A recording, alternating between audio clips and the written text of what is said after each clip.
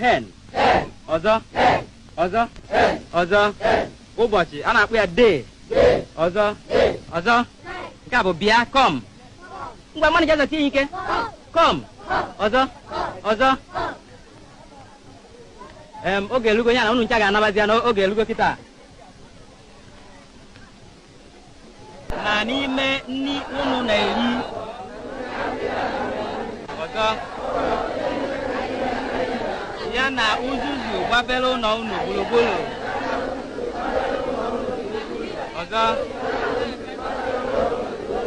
na n'ime nri unu na-eri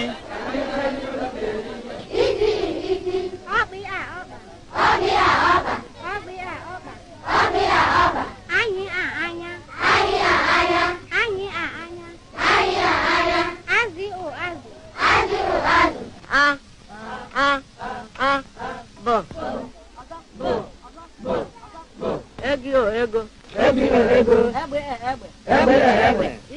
ike unu ebe ọkụ